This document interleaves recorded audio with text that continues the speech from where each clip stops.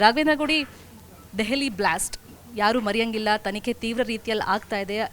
ಇದು second phase election ಟೈಮ್ನಲ್ಲಿ ಆಗಿದ್ರಿಂದ ಇದು ಕೂಡ ಒಂದು ಮೇಜರ್ ಪರಿಣಾಮವನ್ನು ಬಿಹಾರ ಎಲೆಕ್ಷನಲ್ಲಿ ಬೀರಿದೆ ಅಂತ ಹೇಳ್ತಾರೆ. ಇದನ್ನು ಹೆಂಗೆ ವಿಶ್ಲೇಷಣೆ ಮಾಡ್ಬೋದು?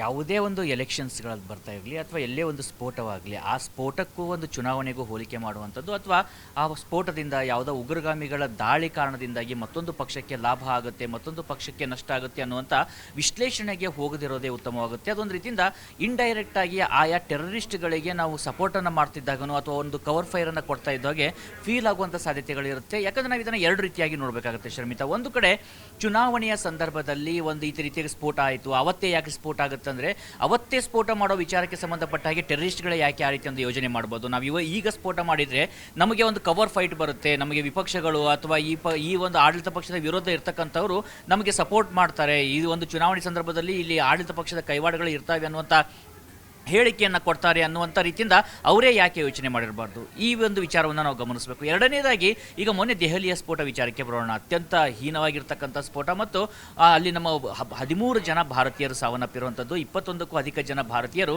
ಗಂಭೀರವಾಗಿ ಗಾಯಗೊಂಡಿದ್ದಾರೆ. ಆದರೆ ಆ ಒಂದು ಸ್ಫೋಟ ನಡೆಯೋದಕ್ಕಿಂತ ಮುಂಚಿತವಾಗಿ ಸುಮಾರು 30-40 ದಿನಗಳಿಂದ ನಿರಂತರವಾಗಿ ನಮ್ಮ ಇಂಟೆಲಿಜೆನ್ಸ್ ಏಜೆನ್ಸಿಗಳು ಒಂದಿಲ್ಲ ಒಂದು ಟೆರರ್ ಮಾಡ್ಯೂಲ್ಗಳನ್ನು ಬರ್ಸ್ಟ್ ಮಾಡ್ತಾ ಇದ್ದಾವೆ. 3000 kg ಸ್ಫೋಟಕ ಸಿಕ್ಕ ಕಾರಣದಿಂದಾಗಿಯೇ ಒಂದು ಪ್ಯಾನಿಕ್ನಲ್ಲಿ ಸ್ಫೋಟ ಆಗುತ್ತೆ ಹೊರತು, ಒಂದು ವೇಳೆ ನಾವಿಲ್ಲಿ ನೋಡಬೇಕು, ಆ ಅನಂತ್ನಾಗ್ನಲ್ಲಿ ಆ ಡಾಕ್ಟರ್ ನಬಿ ಅನ್ನಾತ ಪೋಸ್ಟರನ್ನು ಅಂಟಿಸೋಕೆ ಹೋಗದೇ ಇದ್ದಿದ್ರೆ ಅದು ತನಿಖೆ ಆಗ್ತಿರಲಿಲ್ಲ. ತನಿಖೆ ಆಗದೇ ಇದ್ದಿದ್ರೆ ಈ 3000 kg ಸ್ಫೋಟಕನೂ ಸಿಗ್ತಿರಲಿಲ್ಲ, 350 kg ರೈಸಿನ್ ಅನ್ನುವಂಥ ಭಯಾನಕ ವಿಷ ಕೂಡ ಸಿಗ್ತಾ ಇರಲಿಲ್ಲ. ಹಾಗಿದ್ದಂಥ ಸಂದರ್ಭದಲ್ಲಿ ಈ ಸ್ಫೋಟ ಕೂಡ ಈಗ ಆಗ್ತಿರಲಿಲ್ಲ. ಬಟ್ ಆಗಿದ್ರೆ ಎಷ್ಟು ಲಕ್ಷ ಜನ ಸಾವನ್ನಪ್ತಿದ್ರು ಅಥವಾ ಆ ವಿಷ ಪ್ರಾಶನವನ್ನು ಮಾಡಿದರೆ ಅದೆಷ್ಟು ಸಾವು ನೋವುಗಳಾಗ್ತಿತ್ತೋ ಊಹೆಯನ್ನು ಕೂಡ ಮಾಡ್ಕೊಳ್ಳೋದಕ್ಕಾಗೋದಿಲ್ಲ. ಹೀಗಾಗಿ ಸ್ಫೋಟ ಮತ್ತು ಚುನಾವಣೆ ಎರಡನ್ನೂ ನಾವು ಒಂದಾಗಿ ನೋಡುವಂಥ ಗುಣವನ್ನು ಬಿಡಬೇಕಾಗುತ್ತೆ. ಯಾಕಂದರೆ ನಾವು ಕಳೆದ ಸುಮಾರು 20-30 ವರ್ಷದಿಂದ ನೋಡ್ತಾ ಬರ್ತಾ ಇದ್ರು ಕೂಡ ನಮ್ಮ ದೇಶದಲ್ಲಿ ಒಂದಿಲ್ಲ ಒಂದು ಸಂದರ್ಭದಲ್ಲಿ ಚುನಾವಣೆ ಇದ್ದೇ ಇರುತ್ತೆ. ಅದು 2002ರಲ್ಲಿ ಪಾರ್ಲಿಮೆಂಟ್ ಅಟ್ಯಾಕ್ ಆದಂಥ ಸಂದರ್ಭ ಇರ್ಬೋದು, 2008ರಲ್ಲಿ ಮುಂಬೈಯಲ್ಲಿ ಅಟ್ಯಾಕ್ ಆದಂಥ ಸಂದರ್ಭ ಇರಬಹುದು, ಅಥವಾ ರಾಜೀವ್ ಗಾಂಧಿ ಅವರ ಹತ್ಯೆ ಆದಂಥ ಸಂದರ್ಭ ಇರ್ಬೋದು, ಅಥವಾ ಇಂದಿರಾ ಗಾಂಧಿ ಅವರ ಹತ್ಯೆ ಆದಂಥ ಸಂದರ್ಭ ಇರ್ಬೋದು. ಪ್ರತಿಯೊಂದು ಸಂದರ್ಭದಲ್ಲೂ ಚುನಾವಣೆಗಳು ಇದ್ದೇ ಇರುತ್ತೆ. ಚುನಾವಣೆ ಲಾಭಕ್ಕೋಸ್ಕರ ಈ ರೀತಿಯಾಗಿ ರಾಜಕೀಯ ಪಕ್ಷಗಳು ಮಾಡ್ತವೆ ಅಂತ ಹೇಳೋದನ್ನು ಯಾರೂ ಕೂಡ ಅದನ್ನು ಒಪ್ಪೋದಕ್ಕೆ ಸಾಧ್ಯ ಇಲ್ಲ. ಆದರೆ ಆದಂಥ ಘಟನೆಯನ್ನು ಬಳಸ್ಕೊಳ್ಳುವಂಥ ಸಾಧ್ಯತೆ ಇದೆಯಾ, ಆ ಸಾಧ್ಯತೆಗಳು ಎಲ್ಲ ಪಕ್ಷಗಳ ಬಳಿಯಲ್ಲಿ ಇರುವಂಥದ್ದು. ಆ ಒಂದು ವಿಶ್ಲೇಷಣೆಯನ್ನು ನಾವು ಇಲ್ಲಿ ನೋಡಬೇಕಾಗುತ್ತೆ. ಆದರೆ ಈಗ ಬಿಹಾರಕ್ಕೆ ಬರೋಣ. ಬಿಹಾರ ವಿಚಾರಕ್ಕೆ ಬಂದಾಗ ಇವತ್ತಿನ ಲ್ಯಾಂಡ್ಸ್ಲೈಡ್ ವಿಕ್ಟ್ರಿಯನ್ನು ನಾವು ನೋಡ್ತಾ ಇದ್ರೆ ಅಂಥ ಒಂದು ಸ್ಫೋಟದ ಅವಶ್ಯಕತೆ ಅಥವಾ ಆ ರೀತಿಯಾಗಿರ್ತಕ್ಕಂಥ ಗಿಮಿಕರಿ ಅವಶ್ಯಕತೆ ಇತ್ತಾ ಯಾವುದಾದ್ರೂ ಒಂದು ಪಕ್ಷಕ್ಕೆ ಅವಶ್ಯಕತೆ ಇದೆಯಾ ಅನ್ನುವಂಥ ಪ್ರಶ್ನೆ ಮೂಡುತ್ತೆ. ಯಾಕಂದರೆ ನೋಡಿ, ಮೊದಲು EVM ಮೇಲೆ ವಿಪಕ್ಷಗಳು ಇವತ್ತು ಪ್ರಮುಖವಾಗಿ ನಾನು ಮಾತನಾಡಬೇಕಾಗಿರುವಂಥ ವಿಚಾರ ಅಂದರೆ ಈ ವಿಪಕ್ಷಗಳ ದೃಷ್ಟಿಯಿಂದ ಮಾತನಾಡಬೇಕಾಗುತ್ತೆ. ಒಂದು ದೇಶ ಸಶಕ್ತವಾಗಿರಬೇಕು, ಅಲ್ಲಿಯ ಪ್ರಜಾಪ್ರಭುತ್ವ ಸಶಕ್ತವಾಗಿರಬೇಕಂದ್ರೆ ಸಶಕ್ತವಾಗಿರ್ತಕ್ಕಂಥ ವಿಪಕ್ಷ ಬೇಕಾಗಿರುತ್ತೆ. ಆದರೆ ಗೆದ್ದಾಗ ಎಲ್ಲ ಸರಿ ಇದೆ, ಸೋತ್ರೆ EVM ಮೇಲೆ ಆರೋಪವನ್ನು ಮಾಡೋದು, ಸೋತಾಗ ಎಲೆಕ್ಷನ್ ಕಮಿಷನ್ ಆಫ್ ಇಂಡಿಯಾದ ಮೇಲೆ ಆರೋಪವನ್ನು ಮಾಡುವಂಥದ್ದು, ಸೋತಾಗ ವೋಟ್ ಚೋರಿ ಅನ್ನುವಂಥದ್ದು. ನಮ್ಮ ಮುಖ್ಯಮಂತ್ರಿಗಳು ಹಿರಿಯ ನಾಯಕರಾಗಿರ್ತಕ್ಕಂಥವ್ರು 2 ಬಾರಿ ರಾಜ್ಯದ ಮುಖ್ಯಮಂತ್ರಿ ಆಗಿದ್ದಾರೆ.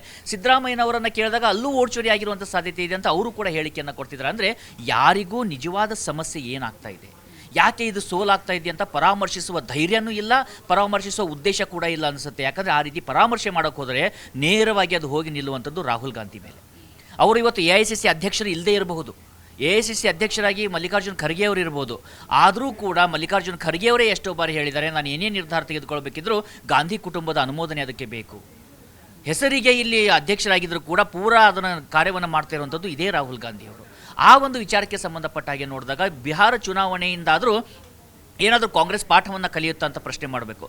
ಇದಕ್ಕೆ ಉತ್ತರವಾಗಿ ನೋಡೋದಾದರೆ ದಿಗ್ವಿಜಯ್ ಸಿಂಗ್ ಇವರು ಮಧ್ಯಪ್ರದೇಶದಲ್ಲಿ ಮುಖ್ಯಮಂತ್ರಿ ಕೂಡ ಆಗಿರ್ತಾರೆ ಕಾಂಗ್ರೆಸ್ನಿಂದ, ಕೇಂದ್ರ ಸರ್ಕಾರದಲ್ಲಿ ಅವರು ಮಂತ್ರಿ ಆದಂಥವ್ರು ಕೂಡ ಅವರು ಒಂದು ಹೇಳಿಕೆಯನ್ನು ಜಾರಿ ಮಾಡಿದ್ದಾರೆ.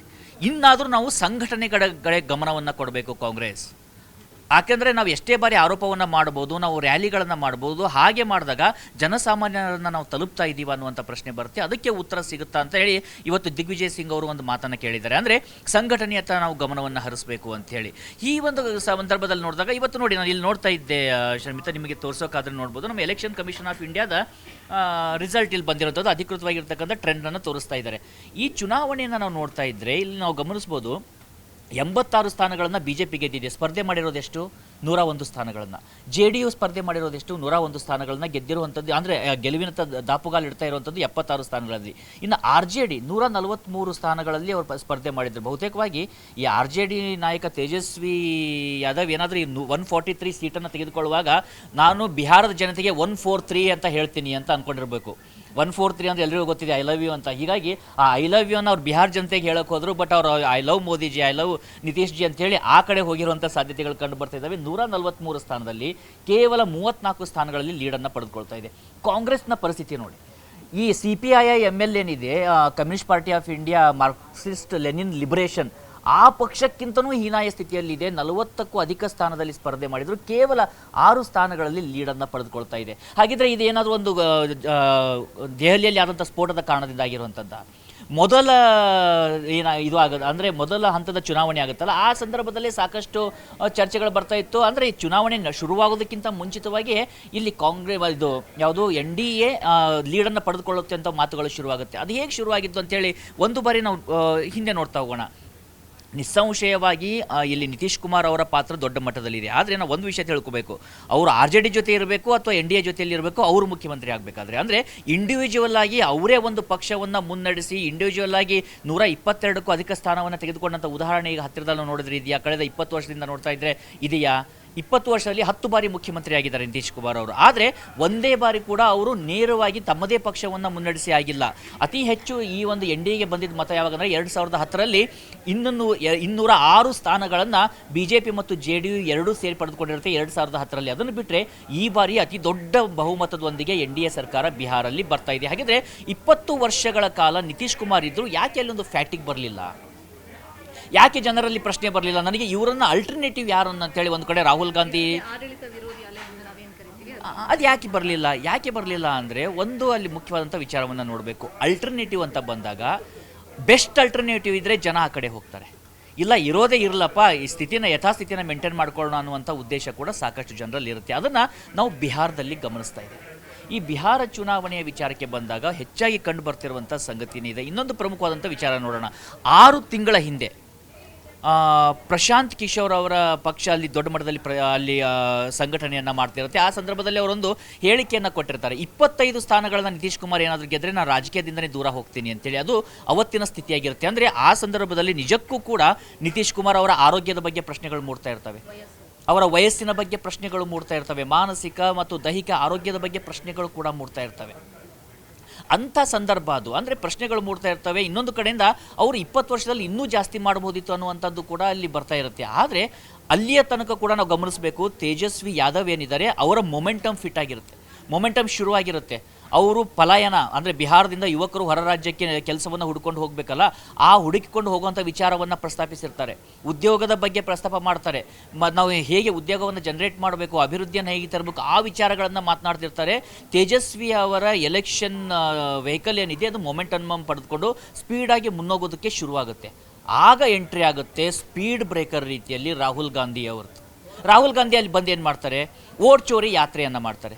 ಶರ್ಮಿತಾ, ನೀವು ಕೂಡ ಇಷ್ಟು ದಿನದಿಂದ ನೀವು ಜರ್ನಲಿಸಮಲ್ಲಿ ನೋಡ್ತಾ ಇದ್ದೀರಿ, ನಾವು ಕೂಡ ನೋಡ್ತಿದ್ದೀವಿ. ಒಂದು ವಿಚಾರ, ಓಟ್ ಚೋರಿ ಅಥವಾ ಸುಶಾಸನ್ ಇಲ್ಲ ಅನ್ನುವಂಥದ್ದು ಬಂದಾಗ ಯಾರ್ದು ನೆನಪಾಗುತ್ತೆ? ಇವತ್ತು ಜಂಗಲ್ ರಾಜ್ ಅಂದಾಗ ನಾವು ಯಾರನ್ನು ಉದಾಹರಣೆ ಕೊಡ್ತೀವಿ? ಲಾಲು ಪ್ರಸಾದ್ ಯಾದವ್ ಉದಾಹರಣೆನ ನಾವು ಕೊಡ್ತೀವಿ. ಯಾಕಂದರೆ ಅಂಥ ಒಂದು ಅವರ ಆಡಳಿತವನ್ನು ನಡೆಸಿದ್ರು ಅನ್ನುವಂಥ ಆರೋಪಗಳಿದ್ದಾವೆ. ಅವರು ಕನ್ವಿಕ್ಟೆಡ್ ಕ್ರಿಮಿನಲ್ ಕೂಡ ಹೌದು, ಈ ಮೇವು ಹಗರಣದಲ್ಲಿ ಕನ್ವಿಕ್ಟೆಡ್ ಕ್ರಿಮಿನಲ್ ಕೂಡ ಹೌದು. ಅಂಥ ಒಬ್ಬ ವ್ಯಕ್ತಿಯನ್ನು ನೀವು ಚೋರಿ ಅಂದಾಗ ಅಲ್ಲಿಯ ಜನ ಎದಕ್ಕೆ ರಿಲೇಟ್ ಮಾಡಿಕೊಂಡ್ರು? ಬೂತ್ ಚೋರಿ ಆಗ್ತಾ ಇತ್ತಂತೆ.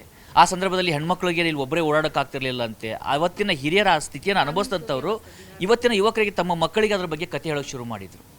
ಆ ಸಂದರ್ಭದಲ್ಲಿ ನಾವು ಇಲ್ಲಿ ಚರ್ಚೆಯನ್ನು ಕೂಡ ಮಾಡ್ತಿದ್ವಿ. ಅಂದರೆ ಸಿಕ್ಕಾಪಟ್ಟೆ ಜನ RJDಯ ಬೆಂಬಲಿಗರು ಯಾಕೆ ನೀವು ಡೈವರ್ಟ್ ಆಗ್ತಿದ್ದೀರಿ ಅಂತೇಳಿ ಸ್ವತಃ ತೇಜಸ್ವಿ ಅವ್ರನ್ನ ಕೇಳೋದಕ್ಕೆ ಶುರು ಮಾಡ್ತಾರೆ. ನೀವು ಯಾಕೆ ಹಿಂಬದಿ ಸೀಟ್ನಲ್ಲಿ ಕೂರ್ತಾ ಇದ್ದೀರಿ, ನೀವೇ ಇಲ್ಲಿ ಮುಂದೆ ನಡಿಬೇಕಾಗಿರೋದು, ರಾಹುಲ್ ಗಾಂಧಿಗೆ ಮುಂಬದಿ ಸೀಟನ್ನು ಬಿಟ್ಟು ನೀವು ಯಾಕೆ ಹಿಂದೆ ಕೂಳ್ತಿದ್ದೀರಿ ಅನ್ನುವಂಥ ಪ್ರಶ್ನೆಯನ್ನು ಮಾಡೋದಕ್ಕೆ ಶುರು ಮಾಡ್ತಾರೆ. ಆಗ ಮತ್ತೊಂದು ಕಾರ್ಡನ್ನು ಪ್ಲೇ ಮಾಡ್ತಾರೆ ರಾಹುಲ್ ಗಾಂಧಿ ಅವರು.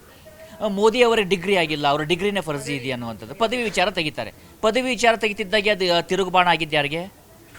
9ನೇ ಕ್ಲಾಸ್ ಫೇಲ್ ತೇಜಸ್ವಿ ಅನ್ನೋದಕ್ಕೆ ತಿರುಗುಬಾಣ ಆಗುತ್ತೆ. ಅಂದರೆ ರಾಹುಲ್ ಗಾಂಧಿ ಮಾತನಾಡಿದಂಥ ಅಷ್ಟೂ ಮಾತುಗಳು ಅವರ ಗುರಿ, ಅಂದರೆ ಅವರು ನೋಡ್ತಾ ಇದ್ದಿದ್ದು BJP ಮತ್ತು ಮೋದಿನಾದ್ರೂ ರಿವರ್ಸ್ ಆಗಿ ಆ ಬಾಣಗಳೆಲ್ಲ ಬಂದು ಸೇರ್ತಾ ಇದ್ದಿದ್ದು ಯಾರಿಗೆ? ತೇಜಸ್ವಿ ಯಾದವ್ಗೆ. ಅಂದರೆ ಅವರ ಮೊಮೆಂಟಮ್ ಡೌನ್ ಆಗೋದಕ್ಕೆ ಶುರುವಾಗುತ್ತೆ. ಯಾವಾಗ ಮೊಮೆಂಟಮ್ ಡೌನ್ ಆಗೋದಕ್ಕೆ ಶುರುವಾಗುತ್ತೆ, BJP ಮತ್ತು JDU ಏನಿದ್ದಾವೆ ಒಂದು ಬಿಗ್ಗೆಸ್ಟ್ ಎಲೆಕ್ಷನ್ ಮಷಿನರಿ ಇವತ್ತು ದೇಶದಲ್ಲಿ, ಅವರು ಅದನ್ನು ಹೇಗೆ ಕ್ಯಾಪ್ಚರ್ ಮಾಡ್ಕೋಬೇಕು, ಅದನ್ನು ಹೇಗೆ ಕ್ಯಾಪ್ಟಿವೇಟ್ ಮಾಡ್ಕೋಬೇಕು ಅಂತ ಯೋಚನೆ ಮಾಡ್ತಾರೆ. ಇಮಿಡಿಯೇಟಾಗಿ 10,000 ರೂಪಾಯಿ ಒಂದು ಯೋಜನೆಯನ್ನು ತರ್ತಾರೆ. ಬಿಹಾರದ ಮಹಿಳೆಯರಿಗೆ ಒಂದು ಬಾರಿ ಆ ಬಿಸ್ನೆಸ್ ಮಾಡೋದಕ್ಕೋಸ್ಕರ 10,000 ರೂಪಾಯಿನ ನಾವು ಜಮಾ ಮಾಡ್ತೀವಿ ಅಂತೇಳಿ ಜಮಾನು ಮಾಡಿಬಿಡ್ತಾರೆ. ಮಾಡೆಲ್ ಕೋಡ್ ಆಫ್ ಕಂಡಕ್ಟ್ ಬರೋದಕ್ಕಿಂತ ಮುಂಚಿತವಾಗಿ ಒಂದು ಪಾರ್ಟ್ ಜಮಾ ಆಗಿಬಿಡುತ್ತೆ, ಇನ್ನೊಂದು ಪಾರ್ಟ್ ಬರುತ್ತೆ. ಆವಾಗ ಫಿಕ್ಸ್ ಮಾಡಿರ್ತಾರೆ, ಅಂದರೆ ಮಾಡೆಲ್ ಕೋಡ್ ಆಫ್ ಕಂಡಕ್ಟ್ ಬರೋದಕ್ಕಿಂತ ಮುಂಚಿತವಾಗಿ ಫಿಕ್ಸ್ ಮಾಡಿರ್ತಾರೆ. ಇನ್ನೊಂದು ಈ ರೀತಿ ಬರಬೇಕು, ಅದು ಯಾವಾಗ ಬರುತ್ತೆ? 2ನೇ ಫೇಸ್ ಚುನಾವಣೆಯ ಹಿಂದಿನ ದಿನ 10,000 ರೂಪಾಯಿ ಅಲ್ಲಿರೋ ಮಹಿಳೆಯರ ಅಕೌಂಟಿಗೆ ಹೋಗಿ ಬೀಳುತ್ತೆ. ಆ ಸಂದರ್ಭದಲ್ಲಿ ಕಾಂಗ್ರೆಸ್ ಪ್ರಶ್ನೆಯನ್ನು ಮಾಡುತ್ತೆ, RJD ಪ್ರಶ್ನೆ ಮಾಡುತ್ತೆ, ಇದು ನೀವು ಎಲೆಕ್ಷನನ್ನು ಇಲ್ಲಿ ಹೇಗೆ ನಡೆಸೋಕ್ಕೆ ಸಾಧ್ಯ? ಎಲೆಕ್ಷನ್ ಕಮಿಷನ್ ಆಫ್ ಇಂಡಿಯಾ ಏನು ಮಾಡ್ತಾ ಇದೆ, ಯಾಕೆ ಇದಕ್ಕೆ ದುಡ್ಡಕ್ಕೆ ಅಲೋ ಮಾಡಿದ್ರು ಅಂತೇಳಿ. ಅದರ ಕಲ್ಪ್ರಿಟ್ ಯಾರು? ಈ ರೀತಿ ಮಾಡಬಹುದು ಅಂತ ತೋರಿಸ್ಕೊಟ್ಟವ್ರು ಯಾರು? ಇದೇ ಕಾಂಗ್ರೆಸ್ ಕರ್ನಾಟಕದಲ್ಲಿ ಲೋಕಸಭೆ ಚುನಾವಣೆಯ ಹಿಂದಿನ ದಿನ ಇಲ್ಲಿಯ ಮಹಿಳೆಯರಿಗೆ 2,000 ರೂಪಾಯಿ ಅಕೌಂಟಿಗೆ ಹಾಕುತ್ತೆ. ಆ ಸಂದರ್ಭದಲ್ಲಿ BJP ಪ್ರಶ್ನೆ ಮಾಡಿರುತ್ತೆ, ಇದನ್ನು ಎಲೆಕ್ಷನ್ ಕಮಿಷನ್ ಆಫ್ ಇಂಡಿಯಾದವ್ರು ಪ್ರಶ್ನೆ ಮಾಡಬೇಕು, ಯಾಕೆ ಅವರಿಗೆ ಅಕೌಂಟಿಗೆ ದುಡ್ಡು ಹಾಕ್ತಿದ್ದೀರಾ ಅಂತೇಳಿ. ಇಲ್ಲ, ನಾವು ಮುಂಚಿತವಾಗಿ ಬರೋದಿತ್ತು, ಅದು ಆಲ್ರೆಡಿ ಇರೋವಂಥ ಯೋಜನೆ, ಅದನ್ನು ತಡೆಯೋದಕ್ಕಾಗೋದಿಲ್ಲ, ಅದು ಸರಿಯಾಗಿ ಆ ಡೇಟಿಗೆ ಬರುತ್ತೆ ಅಂತೇಳಿ. ಇಲ್ಲಿ ಇವರು 2,000 ರೂಪಾಯಿ ಹಾಕಿದ್ರು, ಅಲ್ಲಿ ಅವರು 10,000 ರೂಪಾಯಿಯನ್ನು ಹಾಕಿದ್ರು. ಈಗ ನೀವು ಯಾವ ನೈತಿಕತೆಯನ್ನು ಇಟ್ಟುಕೊಂಡು ಇವತ್ತು ಕಾಂಗ್ರೆಸ್ ಇದನ್ನು ಪ್ರಶ್ನೆ ಮಾಡುತ್ತೆ? ಅಂದರೆ ಹೇಳ್ತಾ ಇರೋದು ಇದೆ, ಪ್ರತಿಯೊಬ್ಬರಿಗೂ ಕೂಡ ಎಲೆಕ್ಷನನ್ನು ಗೆಲ್ಲೇಬೇಕು. ಅಧಿಕಾರ ಇದ್ದಾಗ ಒಂದು ರೀತಿ ನಡೆದುಕೊಳ್ಳೋದು, ಅಧಿಕಾರದಲ್ಲಿ ಇಲ್ಲದೇ ಇರೋದಾಗ ಒಂದು ರೀತಿಯಿಂದ ನಡ್ಕೊಳ್ಳುವಾಗ ಎಲ್ಲಿ ನಿಮಗೆ ಲೆವೆಲ್ ಪ್ಲೇಯಿಂಗ್ ಫೀಲ್ಡ್ ಅಂತ ಸಿಗುತ್ತೆ? ಹೌದು ತಾನೆ? ಇಲ್ಲಿ ಕರ್ನಾಟಕದಲ್ಲಿ ಸ್ತ್ರೀಶಕ್ತಿ ಯೋಜನೆಯದ್ದು ಹಣ ಅಂದರೆ ಈಗ ಬಸ್ ಫ್ರೀ ಇದ್ದಿರ್ಬೋದು, ಗೃಹಲಕ್ಷ್ಮಿಯ ಹಣ ಬಂದಿರೋದು ಯಾವ ಸಂದರ್ಭ? ಇಲ್ಲಿ ಲೋಕಸಭೆ ಎಲೆಕ್ಷನ್ ಹಿಂದಿನ ದಿನ ಬರುತ್ತೆ. ಆ ಸಂದರ್ಭದಲ್ಲೂ ಕೂಡ ಪ್ರಶ್ನೆಗಳು ಮೂಡ್ತವೆ. ಈ ರೀತಿಯಾಗಿರ್ತಕ್ಕಂಥ ಘಟನೆ ನಡೆಯೋದಕ್ಕೆ ಶುರುವಾಗುತ್ತೆ. ಮೂರನೇದಾಗಿ, ಯಾಕೆ ನಿತೀಶ್ ಕುಮಾರ್ ಮೇಲೆ ಇಷ್ಟು ಪ್ರೀತಿ? ನೋಡಿ, ಇಲ್ಲಿ 2 ರೀತಿಯಾಗಿ ಒಂದು ಸೈಕಾಲಜಿಕಲ್ ಎಫೆಕ್ಟ್ ಆಗುತ್ತೆ. ಒಂದು, ಒಬ್ಬ ವ್ಯಕ್ತಿ ಪದೇ ಪದೇ ಒಂದು ಅಧಿಕಾರದಲ್ಲಿ ಇದ್ದಾಗ ಆತನ ಏನಾದರೂ ದಬ್ಬಾಳಿಕೆ ಮಾಡಿಕೊಂಡು ಅಥವಾ ಆತ ಒಂದು ಅಗ್ರೆಸಿವ್ ಆದಂಥ ಲೀಡರ್ ಆಗಿದ್ದಾಗ ಜನರಿಗೆ ಆತನ ಗುಣದ ಬಗ್ಗೆ, ಆತನ ಮೇಲೆ ಪದೇ ಪದೇ ಪ್ರಶ್ನೆಗಳನ್ನ ಮಾಡೋದಕ್ಕೆ ಶುರು ಮಾಡ್ತಾರೆ. ಮತ್ತೊಂದು ರೀತಿಯ ವ್ಯಕ್ತಿಗಳಿರ್ತಾರೆ, ಸಾಧು ಪ್ರಾಣಿಯಪ್ಪ. ತುಂಬ ಜನ ಮಾತನಾಡ್ತಿದ್ರು ಅಲ್ಲಿ ಅವರು, ನಿಮಗೆ ನಿತೀಶ್ ಕುಮಾರ್ ಏನು ಮಾಡಿದ್ದಾರೆ ಅಂದರೆ ಅಟ್ಲೀಸ್ಟ್ ಏನೂ ಮಾಡಿಲ್ಲ ಅಂತಿದ್ರು. ಅಂದರೆ ಇನ್ನು ಅದರ್ ವೇ, ಕ್ರೈಮ್ ಆಗಲಿಲ್ಲ, ನಮಗೇನೂ ತೊಂದರೆ ಮಾಡಲಿಲ್ಲ, ಆ ವ್ಯಕ್ತಿ ಚೆನ್ನಾಗಿದ್ದಾರೆ, ತನ್ನ ಕುಟುಂಬದವ್ರನ್ನ ತರಲಿಲ್ಲ, ಸುಶಾಸನ್ ಮುಖ್ಯಮಂತ್ರಿ ಅನ್ನುವಂಥ ಒಂದು ಪದವನ್ನು ಇನ್ಕ್ಲೂಡ್ ಮಾಡಿಕೊಂಡ್ರು. ಜಂಗಲ್ ರಾಜ್ಗೆ ಉತ್ತರವಾಗಿ ಸುಶಾಸನ್.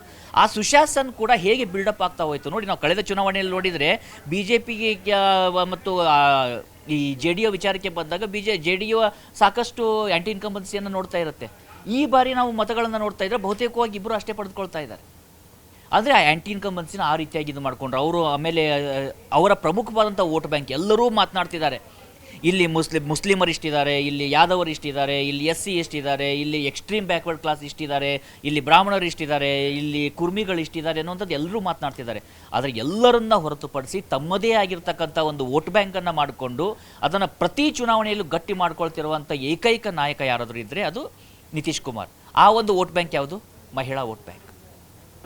ಬಿಹಾರದಲ್ಲಿ ನಾವು ಚುನಾವಣೆಯನ್ನು ಗಮನಿಸ್ತಾ ಇದ್ದರೆ ಶರ್ಮಿತಾ, ಅಲ್ಲಿಯ ಒಂದು ಚುನಾವಣಾ ಎಲೆಕ್ಟ್ರಲ್ ಪೊಲಿಟಿಕ್ಸನ್ನು ನೋಡ್ತಾ ಇದ್ದರೆ ಬಹುತೇಕವಾಗಿ ಮಹಿಳೆ ಮತ್ತು ಪುರುಷರ ಮಧ್ಯದಲ್ಲಿ ಕೇವಲ ಕೆಲವು ಲಕ್ಷಗಳಷ್ಟು ಡಿಫ್ರೆನ್ಸ್ ಇದೆ ಅನ್ನೋ ಹೊರತುಪಡಿಸಿದರೆ ಈಕ್ವಲ್ ಆಗಿರ್ತಕ್ಕಂಥ ವೋಟರ್ಸ್ ಇದ್ದಾರೆ.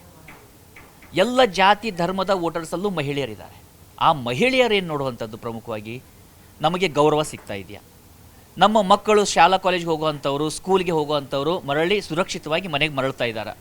ನಾವೆಲ್ಲಾದರೂ ಹೊರಗಡೆ ಹೋದಂಥ ಸಂದರ್ಭದಲ್ಲಿ ಮನೆಗೆ ಮರಳುತ್ತಿದ್ದೀವ, ನನ್ನ ಕೈಯಲ್ಲಿ ನಾನೇನಾದರೂ ಸ್ಯಾಲ್ರಿ ಬಂದಿರುತ್ತೆ, ಆ ದುಡ್ಡನ್ನು ನಾನು ಮನೆಗೆ ಮರಳಿ ತೊಗೊಂಡೋಗಿ ಹೋಗಾಗುತ್ತಾ ಅಥವಾ ಮಧ್ಯದಲ್ಲಿ ಯಾರಾದರೂ ಪಿಕ್ ಪಾಕೆಟ್ ಮಾಡ್ಕೊಂಡು ಹೋಗ್ತಿದ್ದಾರೆ? ಮಹಿಳೆಯರ ರಕ್ಷಣೆ ಹೇಗಾಗ್ತಾ ಇದೆ? ಅಟ್ಲೀಸ್ಟ್ ಅಲ್ಲಿ ಈ ಸಮಸ್ಯೆ ಆದಾಗ ಇಲ್ಲಿಯ ಪ್ರಶಾಸನ, ಅಂದರೆ ಇಲ್ಲಿಯ ಪೊಲೀಸ್ ವ್ಯವಸ್ಥೆ ಇರ್ಬೋದು, ಇಲ್ಲಿಯ ಶಾಸಕರು ಇರ್ಬೋದು, ನಾವು ಹೋಗಿ ಅವ್ರಿಗೆ ಹೇಳಿದಾಗ ನಮಗೆ ಅವ್ರು ಹೇಗೆ ರೆಸ್ಪಾಂಡ್ ಮಾಡ್ತಿದ್ದಾರೆ? ನನ್ನ ಮೇಲೆ ಅವರು ನಂಬಿಕೆಯನ್ನು ಇಡ್ತಾ ಇದ್ದಾರೆ. ಮಹಿಳೆಯರಿಗಿರ್ತಕ್ಕಂಥ ಅತಿ ದೊಡ್ಡವಾಗಿರ್ತ ಒಂದು ಪ್ರಶ್ನೆ, ಮತ್ತು ನಿಮಗೂ ಗೊತ್ತಿರುತ್ತೆ ಏನಂದರೆ, ನೀವು ಮಹಿಳೆಯರು ಈಕ್ವಲ್ ಅಂತ ಹೇಳ್ತೀರಿ, ಬಟ್ ಅಧಿಕಾರದ ವಿಚಾರ ಬಂದಾಗ ಮಹಿಳೆಯರಿಗೆ ಅಷ್ಟು ಟಿಕೆಟನ್ನು ಸಿಗುತ್ತಾ, ಅವಕಾಶ ಸಿಗುತ್ತಾ ಅನ್ನುವಂಥ ಪ್ರಶ್ನೆಯನ್ನು ಸಹಜವಾಗಿ ಎಲ್ಲ ಮಾಡ್ತಿರ್ತಾರೆ. ಆದರೆ ಇಲ್ಲಿ ಇವರೇನು ಮಾಡಿದರು, ಈ ಬಾರಿ ಚುನಾವಣೆಯಲ್ಲಿ ಟಿಕೆಟ್ ಜಾಸ್ತಿ ಕೊಟ್ಟಿಲ್ಲ ಮಹಿಳೆಯರಿಗೆ. ಇಬ್ಬರು BJP ಯಾವುದೇ ಪಕ್ಷಗಳು ಕೂಡ ಇವರು ಒಂದು 8 ಕೊಟ್ಟಿದ್ದಾರೆ, ಒಂದು 10 ಕೊಟ್ಟಿದ್ದಾರೆ, ಹೆಚ್ಚು ಕಡಿಮೆ ಒಂದು 20ರಿಂದ 30 ಮಹಿಳೆಯರಿಗೆ ಇಲ್ಲಿ ಅವಕಾಶ ಇರುವಂಥದ್ದು 3 ಪಕ್ಷಗಳನ್ನ ಸೇರಿದರೆ. ಆದರೆ ಸ್ಥಳೀಯ ಚುನಾವಣೆಗಳಲ್ಲಿ ಮೀಸಲಾತಿಯನ್ನು ತಂದಿದ್ದಾರೆ ಮಹಿಳೆಯರಿಗೋಸ್ಕರ ನಿತೀಶ್ ಕುಮಾರ್. ಸ್ಥಳೀಯ ಚುನಾವಣೆಯಲ್ಲಿ ಮೀಸಲಾತಿಯನ್ನು ತಂದಿರುವಂಥದ್ದು. ಅದೇ ರೀತಿಯಾಗಿ ಅಲ್ಲಿಯ ಸೈಕಲನ್ನು ಕೊಡುವಂಥದ್ದು, ಅವರ ಅಕೌಂಟಿಗೆ ದುಡ್ಡನ್ನು ಹಾಕುವಂಥದ್ದು, ಜೊತೆಗೆ ಪೆನ್ಷನನ್ನು 400 ರೂಪಾಯಿ ಇದ್ದಂಥ ಪೆನ್ಷನ್ನ 1100 ರೂಪಾಯಿ ವೃದ್ಧಾಪ್ಯ ವೇತನವನ್ನು ಜಾಸ್ತಿ ಮಾಡಿದ್ದಾರೆ, ಜೊತೆಗೆ ವಿಧವಾ ವೇತನವನ್ನು ಜಾಸ್ತಿ ಮಾಡಿದ್ದಾರೆ. ಇವೆಲ್ಲವೂ ಏನಾಗಕ್ಕೆ ಶುರುವಾಯಿತು ಜನರಿಗೆ, ಅಟ್ಲೀಸ್ಟ್ ಈ ವ್ಯಕ್ತಿ ನಮಗೆ ಟ್ರೈ ಮಾಡ್ತಾ ಇದ್ದಾನೆ. ಯಾಕಂದರೆ ಒಂದು ಕಡೆ ವಿಪಕ್ಷ ಡಿರೇಲ್ ಆಗ್ತಾ ಹೋಗುತ್ತೆ, ಮತ್ತೊಂದು ಕಡೆ ಇಲ್ಲಿ ಆಡಳಿತ ಪಕ್ಷ ಜನರಿಗೆ ಏನು ಬೇಕೋ ಅದನ್ನೆಲ್ಲ ಕೊಡೋದಕ್ಕೆ ಶುರು ಮಾಡುತ್ತೆ. ಇವೆಲ್ಲದರ ಜೊತೆಯಲ್ಲೂ ಕೂಡ ಅತಿ ದೊಡ್ಡವಾದಂಥ ಶಕ್ತಿ ಇವತ್ತೂ ಕೂಡ ನರೇಂದ್ರ ಮೋದಿಯವರಿಗೆ ಅಷ್ಟೇ ಜನಪ್ರಿಯತೆ ಇರುವಂಥದ್ದು. ಅದನ್ನು ಯಾರಾದರೂ ಅಲ್ಲಗಳೆದು ಅದನ್ನು ಏನೇ ಟಾರ್ಗೆಟ್ ಮಾಡೋದಕ್ಕೆ ಹೋದರೂ ಜನಸಾಮಾನ್ಯರೇ ಉತ್ತರ ಕೊಡ್ತಾರೆ. ನಾವು ಯಾವುದೇ ಇನ್ಸ್ಟಾಗ್ರಾಮ್ ರೀಲ್ ನೋಡಲಿ ಅಥವಾ ಅಲ್ಲಿರುವಂಥ ಜನರನ್ನು ಪ್ರಶ್ನೆ ಮಾಡಲಿ, ಮಹಿಳೆಯರನ್ನು ಪ್ರಶ್ನೆ ಮಾಡಲಿ, ಮೋದಿ ರ್ಯಾಲಿಗೆ ಬಂದಂಥವ್ರು ಅವರ ಕಟೌಟನ್ನು ತೆಗೆದುಕೊಂಡು ಮನೆಗೆ ಹೋಗ್ತಾ ಇದ್ದು, ನಾವು ಇದನ್ನು ಪೂಜೆ ಮಾಡ್ತೀವಿ ಅಂತಾರೆ. ಅಂದರೆ ಡಬಲ್ ಇಂಜಿನ್ ಸರ್ಕಾರ ನೋಡಿ, ಇಬ್ಬರು ಹೆಚ್ಚಿನ ವಯಸ್ಸಿನವರು ಆಗಿದ್ದರೂ ಕೂಡ ಇಬ್ಬರು ಅದನ್ನು ಹಾಗೆ ಜನರನ್ನು ಮತ್ತು ಅದರಲ್ಲೂ ಯುವತಿಯರ ಗಮನವನ್ನು ಸೆಳೆಯೋದಕ್ಕೆ ಸಾಧ್ಯ ಆಯಿತು, ಮತವನ್ನು ಪಡೆದುಕೊಂಡಿದ್ದಾರೆ. ಇನ್ನಾದರೂ ವಿಪಕ್ಷಗಳು ಗಟ್ಟಿ ಆಗೋದಕ್ಕೆ ಕಡೆ ಪ್ರಯತ್ನವನ್ನು ಮಾಡ್ತಾವೆ ಅನ್ನೋದನ್ನು ನೋಡಬೇಕಾಗುತ್ತೆ ಶರ್ಮಿತಾ. ಥ್ಯಾಂಕ್ ಯು ಗುಡಿ. ಅಂದರೆ ಈ ಬಾರಿ ಚುನಾವಣೆಯಲ್ಲಿ ಗುಡಿ ಹೇಳ್ದಂಗೆ ಆಡಳಿತ ವಿರೋಧಿ ಅಲೆ ಏನಾದರೂ ಕಮಾಲ್ ಮಾಡುತ್ತಾ ಅಂಥೇಳಿ ಮಹಾಗಠಬಂಧನ್ ನಾಯಕರು ಒಂದಿಷ್ಟು ಪ್ರಯತ್ನಗಳನ್ನು ಪಟ್ಟರೂ ಕೂಡ ಸೊ ಅದು ಸಫಲವಾದಂತೆ ಇವಾಗಿನ ಟ್ರೆಂಡ್ ಅಂತೂ ಹೇಳ್ತಾ ಇಲ್ಲ. ಅದ್ರ ಜೊತೆಯಲ್ಲಿ 2024ರಲ್ಲಿ ನಿತೀಶ್ ಕುಮಾರ್, ನರೇಂದ್ರ ಮೋದಿ ಹಾಗೆಯೇ ಅಮಿತ್ ಶಾ ಜೊತೆ ಕೈ ಜೋಡಿಸಿದ್ದು ಒಂದು ಬಲವನ್ನು ಅವ್ರಿಗೆ ತುಂಬಿತ್ತು. ಆ ನಿಟ್ಟಿನಲ್ಲಿ ಈ ಚುನಾವಣೆ ನಿತೀಶ್ ಕುಮಾರ್ಗಿಂತಲೂ ಬಹಳ ಮುಖ್ಯವಾಗಿದ್ದು ಅಮಿತ್ ಶಾ ಮತ್ತು ಮೋದಿ ಅಂತ ಕರೆಯೋ ಒಂದು ಜೋಡೆತ್ತುಗಳು ಅಂತ ಏನು ಕರಿತೀವಿ ಅವ್ರಿಗೆ ತುಂಬ ಮುಖ್ಯವಾಗಿತ್ತು. ಈಗ ಅಫಿಷಿಯಲ್ ಆಗಿ JDU ಮತ್ತು BJP ಪರ್ಟಿಕ್ಯುಲರ್ ಆಗಿ ಎಷ್ಟು ನಂಬರ್ಸನ್ನು ಪಡ್ಕೊಳ್ಳುತ್ತೆ ಅಂತ ಕುತೂಹಲ ಇದೆ. ಇನ್ನು ನ್ಯೂಸ್ 18ನ ಡಿಜಿಟಲ್ ಮೀಡಿಯಾ ಪ್ಲಾಟ್ಫಾರ್ಮ್ನಲ್ಲಿ ಅಪ್ಡೇಟನ್ನು ನೀವು ರಿಸಲ್ಟ್ ಅಪ್ಡೇಟ್ ನೋಡ್ಬೋದು. ಇನ್ನು ಚಾನಲಲ್ಲೂ ಕೂಡ ನಾವು ಅದನ್ನು ಪ್ರಸಾರ ಮಾಡ್ತಾ ಇದ್ದೀವಿ. Thank you so much. ನಿರ್ಭೀತ, ನಿಷ್ಪಕ್ಷಪಾತ, ವಿಶ್ವಾಸಾರ್ಹ ಸುದ್ದಿಗಳಿಗೆ ಮತ್ತೊಂದು ಹೆಸರಾಗಿರೋ ನ್ಯೂಸ್ 18 ಕನ್ನಡ ಈಗ ಆಪ್ನಲ್ಲೂ ಲಭ್ಯ ಇದೆ. ದಯವಿಟ್ಟು ಇಲ್ಲಿರೋ QR ಕೋಡ್ ಅನ್ನು ಸ್ಕ್ಯಾನ್ ಮಾಡಿಕೊಂಡು ಆಪ್ ಡೌನ್ಲೋಡ್ ಮಾಡೋದಕ್ಕೆ ಮರಿಬೇಡಿ. ನಿಮ್ಮ ಬೆಂಬಲ ಹೀಗೆ ಸದಾ ನಮ್ಮೊಂದಿಗಿರಲಿ. ಧನ್ಯವಾದ.